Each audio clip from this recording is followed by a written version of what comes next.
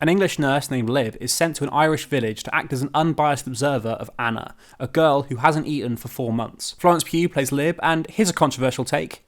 She's really good. Ever since her debut in 2014's The Falling, she has consistently given engaging, dynamic performances, and The Wanda is no exception. This comes from Sebastian Lelio, the director of A Fantastic Woman, which I thought was great for showing the everyday transphobia trans women experience on a systemic and personal level. It's well worth checking out. The Wanda is an adaptation of the novel by its author, Emma Donoghue, who was also the author/screenwriter for 2015's Room. It's a promising team, but will they deliver?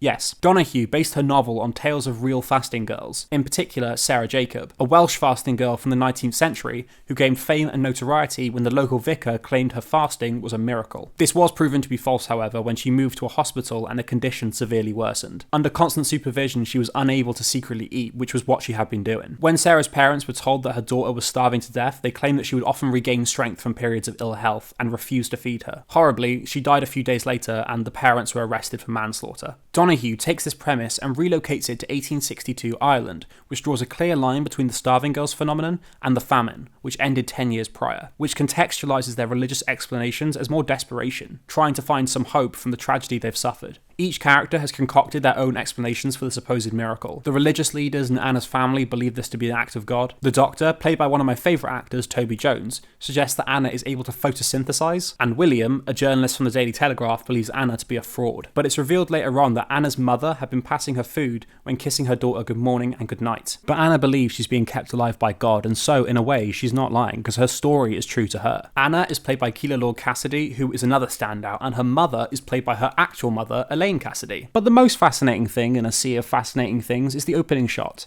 It opens inside a soundstage. We see what I think is the bedroom set before we pan across to the set of a ship's interior, with Florence Pugh as the nurse Lib sat inside. I love seeing a detailed set within a soundstage. You're simultaneously drawn into the story and taken out of it. This shot is narrated by Niamh Algar, the actor who plays Anna's sister Kitty, which feels like another fourth wall break as Kitty can't read, and yet Kitty's actor is telling the story we're watching. By doing this, Lelio is asking the audience to question their relationship with the story being told, and to not judge these people for believing the story they're being told. It's relatively rare to have a fourth wall break in a period piece, as the costumes, sets and script are all trying to keep you in that setting. But I think it's appropriate here, as the whole point is the power stories have over people. And yet, even though we're reminded constantly that this is a fictional story, I still found myself drawn into it through the production and performances. When Lib arrives at the village, what she finds is the village elders so desperate to have their own saint that they're willing to let a child starve to death in order to have one. Lib, feeling responsible for Anna's death if she does not intervene, tells Anna a new story to believe. She says that though Anna will die, she'll be reborn as a new person altogether, and that person is free to eat. With William, the three set sail for Australia as a family. William's family died during the famine, and Lib, who worked through the Crimean War and lost a child,